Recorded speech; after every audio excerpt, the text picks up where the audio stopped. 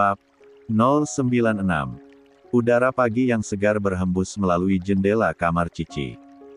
Gadis manis berambut panjang sepinggang itu sedang mematut seragam SMA-nya di depan cermin besar.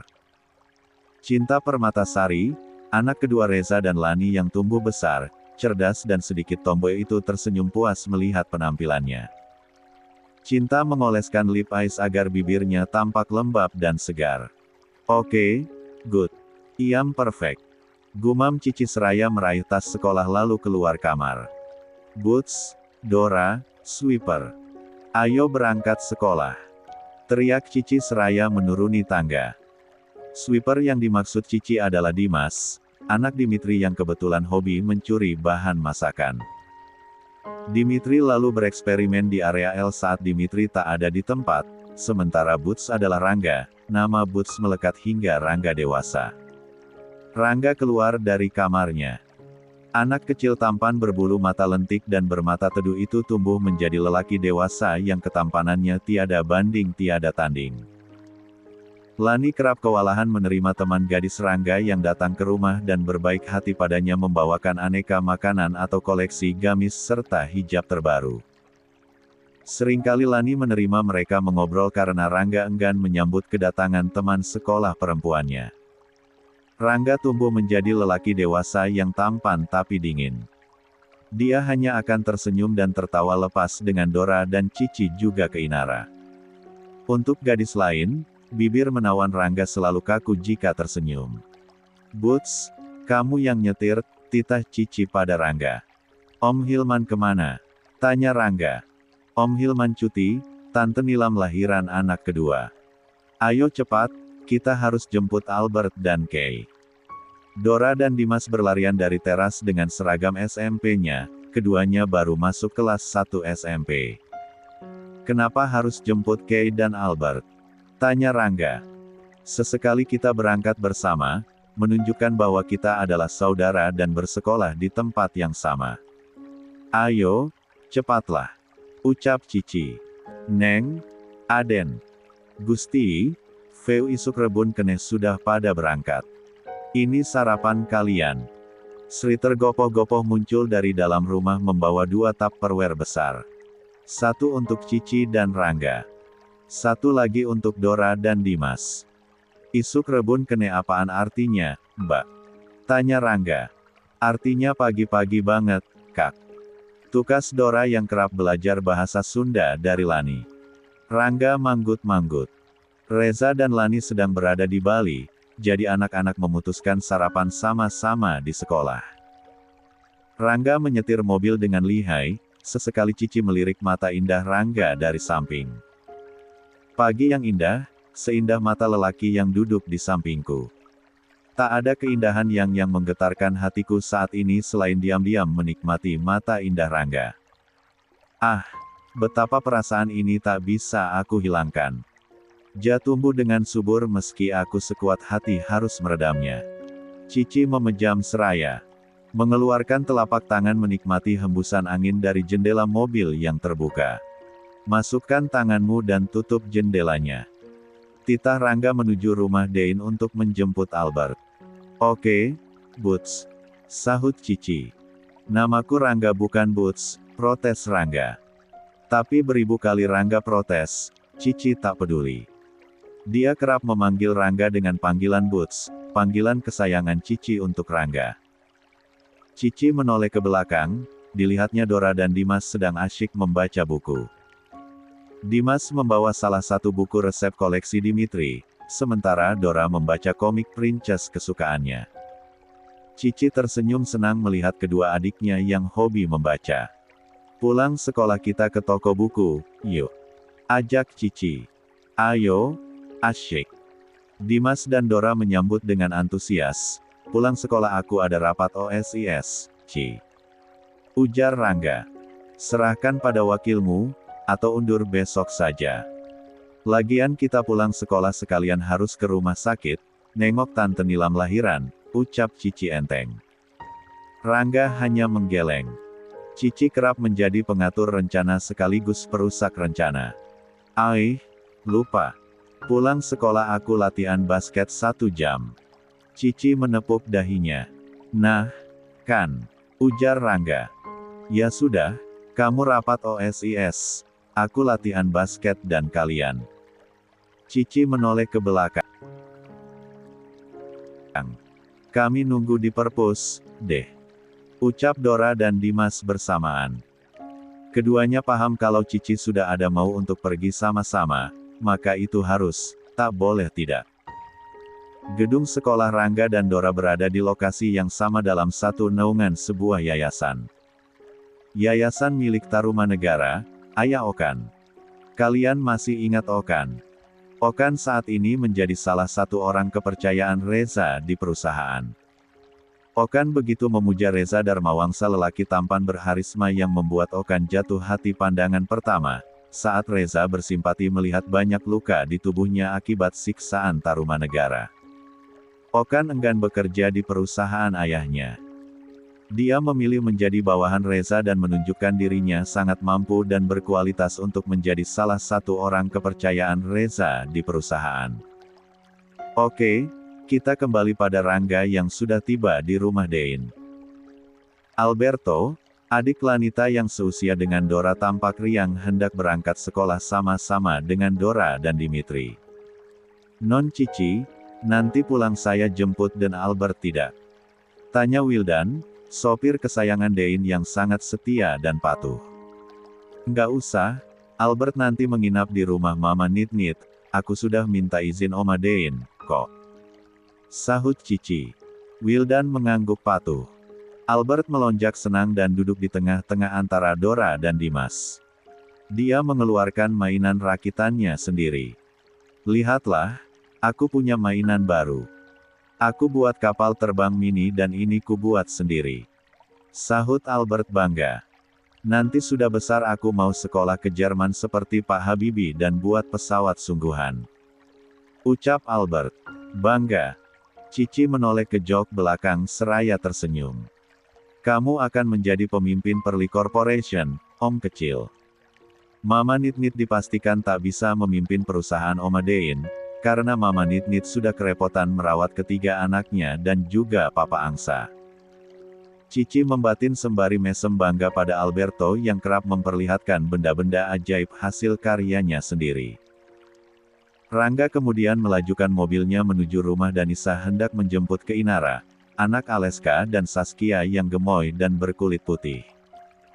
Keinara bertubuh subur dan bongsor, tapi tidak mengurangi parasnya yang rupawan yang menurun dari Aleska. Keinara mirip sekali dengan Aleska. Dim, aku kemarin sama Papa nyobain resep masakan baru, loh. Cicit Keinara yang langsung duduk merapat pada Dimas.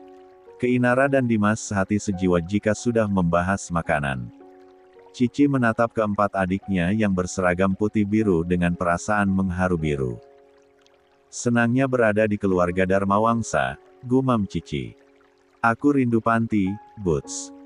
Apa besok kita berkunjung ke panti?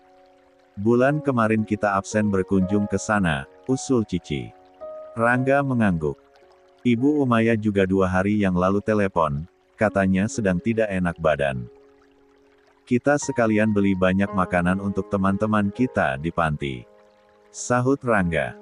Membeli banyak makanan untuk teman-teman mereka yang berada di panti yang kini berubah menjadi pesantren adalah perkara mudah. Rekening tabungan Cici dan Rangga yang tiap bulan rutin diisi oleh Reza sangat jarang sekali dipakai untuk berfoya-foya. Hingga tahun demi tahun rekening keduanya semakin menggendut. Ayo, gas. 45 menit lagi kita masuk, mana belum sarapan? Titah Cici. Setelah memastikan 4 adiknya memasang seatbelt, Rangga melajukan mobil dengan kecepatan penuh. Bukannya takut, keempat adiknya di belakang malah berseru riang. Cici diam-diam mencuri pandang lagi pada Rangga. Jika menurut Mama Nit-Nit potret kesempurnaan itu adalah Papa Angsa. Bagiku, Rangga adalah mahakarya Tuhan yang sempurna dan tak terbantahkan. Rangga tak pernah tahu jika tatapannya adalah kelemahan terbesarku. Ingin sekali aku berenang di telaga indah matanya, bukan sebagai adiknya melainkan sebagai seseorang yang bisa dengan bebas memberikan percikan kasih sayang tanpa batas. Sayang sekali, gumpalan harapanku pada Rangga harus kuredam sempurna. Rangga adalah bintang yang hanya bisa kulihat dalam diam. Cici tersenyum tipis dengan celotehan hatinya untuk Rangga. Cici sudah selesai berlatih basket. Dia memakai baju olahraga dengan keringat bercucuran dan duduk sendirian di tepi lapangan. Rekan-rekannya sudah pulang sejak tadi. Dia mengirim pesan pada Rangga, tapi belum dibalas. Masih rapat OSIS? Mungkin ya. Gumam Cici seraya menuju ke ruang ganti pakaian untuk mengganti seragam olahraga dengan seragam biasa. Aku temani Dimas dan Dora di perpus utama, deh. Gumam Cici lagi seraya menutup pintu loker. Cici berjalan santai dengan bersenandung kecil menuju perpustakaan utama yang berada di antara gedung SMU dan gedung SMP. Sepi banget, desis Cici. Ya iyalah sepi, namanya juga perpustakaan, penghuninya cuma buku dan pengunjung yang dilarang bicara, kikik Cici bicara sendirian. Masuk ke perpustakaan dengan tak lupa mengangguk hormat pada Mr. Baker, lelaki parubaya penjaga perpustakaan utama yang berpenampilan nyentrik dengan kacamata tebal, dan berwajah sedikit menyeramkan menurut Dimas dan Dora karena tidak pernah tersenyum. Cici menuju meja utama, keempat adiknya tersebut tidak ada di antara para pengunjung yang penuh konsentrasi betah berada dalam keheningan yang hakiki. Hanya terdengar suara halaman demi halaman buku yang dibuka. Di mana mereka? Cici membatin seraya mengitari lorong demi lorong kabinet buku yang berderet rapi dan menjulang tinggi. Hingga bagian sudut perpustakaan Cici telusuri tapi keberadaan empat adiknya tak kunjung dia temui. Apa mereka menunggu di tempat lain? Di kantin misalnya, mengingat Dimas dan Keinara yang hobi makan. Ya, Keinara dan Dimas memang hobi sekali makan hingga badan mereka terlihat bongsor dan gemoy. Cici mengirim pesan pada Dimas. Kalian di mana? Aku sama Kay di kantin, Kak. Dora sama Om kecil di perpus. Balas Dimas. Om kecil yang dimaksud Dimas adalah Albert, anaknya Dein. Heh, di perpus. Tapi mereka tak ada di setiap sudut-sudut yang kucari. Cici mengerutkan kening. Dora sayang, kamu ada di mana? Cici mengirim pesan pada Dora. 2 menit, 5 menit hingga 10 menit tak juga ada balasan. Cici tidak enak hati. Kejadian perundungan yang menimpa dirinya dan Rangga di elementary school kembali menghantui Cici. Ponsel Cici berdering nyaring. Tertera nama Guntur di layar ponsel. Serentak semua kepala yang menunduk di meja utama nan besar menoleh ke sumber suara tapi Cici tak peduli. Kami sudah selesai rapat OSIS. Tapi Rangga masih membahas soal budget untuk pentas seni dengan bendahara OSIS. Kamu di mana? Tanya Guntur, sang wakil ketua OSIS. Gun, Dora dan Om kecilku hilang. Aku sedang di perpus utama. Kamu kesini, ya. Kita cari ke gedung SMP. Titah Cici cemas seraya menutup telepon lalu memasukkan kembali ponsel ke tas sekolah. Saat Cici berbalik hendak keluar perpus, Mr. Baker berdiri dengan kacamata melorot, kedua alis mengernyit dan matanya menatap Cici dengan sorot mata seram. Apa kau tidak membaca peraturan perpustakaan? Ponsel wajib silen dan... Mister, sungguh maafkan diriku, aku lupa Mister. Tapi aku sudah selesai dan mau pulang, permisi. Cici memotong ucapan Mr. Baker lalu melesat keluar perpustakaan dengan lincah, meninggalkan Mr. Baker yang gemas dengan ulah Cici. Cici berlarian menuju gedung SMP, dia takut kejadian perundungan menimpa Dora dan Albert, mengingat mereka selalu tampak pendiam di sekolah, tidak seperti Dimas dan Kay, meski mereka bertubuh bongsor, gerakan mereka gesit dan juga pemberani. Ponsel Dora dan Albert pun tidak diangkat sama sekali. Cici sedikit gentar, dia berlari mengitari gedung SMP yang sudah mulai sepi. Dora, Om kecil. Panggil Cici cemas. Perundungan Guntur pada Rangga, perundungan Lydia dan Yuda pun silih berganti melintas di pikiran Cici. "Kak Cici," panggil seseorang. Cici menoleh, seorang gadis manis berkacamata dengan rambut kribo memanggil Cici. Dia adalah Gendis, teman sebangku Dora di kelas.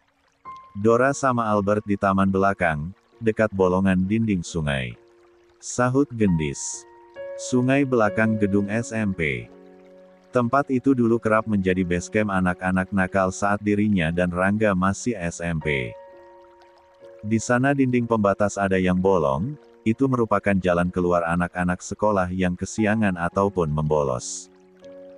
Cici melesat menuju sungai di belakang gedung setelah mengucapkan terima kasih pada Gendis. "Dora, Om kecil!" teriak Cici berlari kencang. Taman yang berada di dekat sungai pun sepi. Cici segera menuju bolongan dinding pembatas taman sekolah dan tepi sungai. Dilihatnya Dora berdiri di dalam sungai dengan rok terangkat. "Dora," panggil Cici. "Kamu ngapain masuk ke sungai?" Cici bergegas melambai pada Dora. "Itu, pesawat Om kecil jatuh ke sungai. Tadi Om kecil mainin pesawatnya di taman tapi malah terbang ke arah sungai terus nyusruk nggak tahu di mana.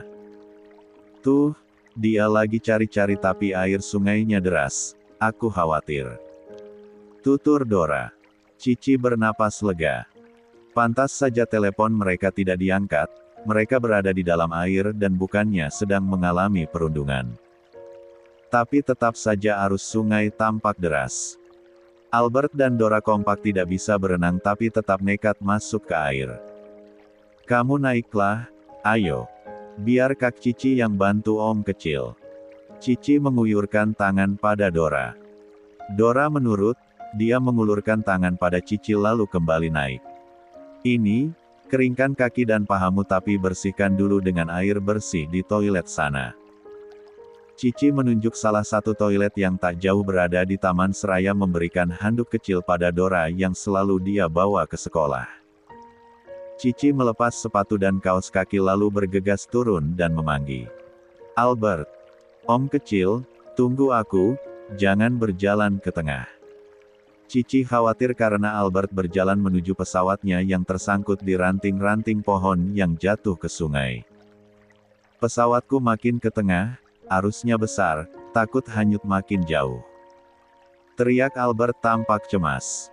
"Nanti aku yang ambil, Om kecil nggak bisa berenang. Ayo, sini. Naik dulu." Cici berjalan agak ke tengah dan mengulurkan tangan pada Albert. Untung saja Albert menurut karena sebetulnya dia sendiri pun takut dengan arus sungai yang semakin deras. Setelah berhasil membantu Albert naik, Cici berjalan semakin ke tengah. Pesawat Albert bergoyang-goyang tersangkut di antara ranting-ranting pohon jambu yang jatuh miring ke sungai. Cici berhasil mengambil pesawat lalu mengacung-acungkannya pada Albert dan Dora yang bersorak senang. Sayang, tubuh Cici hilang keseimbangan saat tiba-tiba arus kuat dan deras air sungai seperti menerjang dirinya. Pesawat terlepas dan Cici terseret arus air sungai yang tiba-tiba saja semakin kuat dan deras. "Kak Cici!" teriak Dora dan Albert panik saat dilihatnya Cici melambai dan berenang berusaha melawan arus. Cici melihat pesawat Albert yang terlepas, dia segera menyusulnya dengan mengikuti arus. Sayang, pesawat itu melayang semakin cepat begitu pun dengan tubuhnya. Teriakan panik Dora dan Albert sudah tak terdengar oleh Cici. Tiba-tiba Guntur yang mendengar teriakan keras Cici dan Albert sudah berada di belakang Dora dan Albert. "Kak Cici kenapa?" tanya Guntur sedikit terengah karena dia berlarian sepanjang menuju gedung SMP. "Kak Cici tenggelam, Kak Gun." Dora menangis histeris. Guntur tentu saja kaget. Dia ikut panik melihat arus sungai yang sangat deras. Guntur melempar tas sekolahnya dan melepas sepatu lalu terjun ke dalam sungai hendak menyelamatkan Cici. Saat Dora dan Albert sedang panik melihat ke sungai, muncullah Rangga. "Kalian sedang apa di sini?" tanya Rangga. Dora menoleh dan seketika memeluk Rangga. Kak Cici tenggelam tapi Kak Gugun lagi menyelamatkan Kak Cici. Isak Dora. Tenggelam. Kok bisa? Albert menjelaskan dengan rasa bersalah. Dia ketakutan jika sampai Cici tidak bisa diselamatkan, dirinya akan sangat merasa berdosa. Rangga memeluk kedua adiknya seraya melihat ke arah sungai. Di kejauhan, Guntur sekuat tenaga berenang menggapai Cici yang tampak masih melambaikan tangan. Terbawa arus. Kalian tunggu di sini, ya. Kak Rangga mau nyusul mereka. Dora dan Albert mengangguk. Rangga berlari kencang di tepian sungai menyusul Guntur dan Cici. Dia melihat tumpukan ranting di depan Cici, berharap Cici tersangkut di rerantingan tersebut dan Guntur bisa menyelamatkannya. Doa Rangga terkabul, Cici benar-benar berhenti di sana, tangannya menggapai ranting pohon saat kepalanya terantuk beberapa ranting pohon yang jatuh miring ke sungai. Entah kebetulan macam apa banyak pohon yang jatuh miring ke sungai. Guntur lebih semangat lagi saat dilihatnya Cici tersangkut di ranting pohon, tapi Cici malah tenggelam. Mungkin sudah banyak air yang masuk ke mulutnya. Guntur, cepat! Teriak Rangga. Dia tidak mungkin turun, jaraknya masih terlalu jauh. Guntur mendengar teriakan Rangga. Dia menyelam lebih dalam, dilihatnya tubuh Cici melayang di air yang tidak terlalu keruh itu. Guntur segera menangkap tubuh Cici.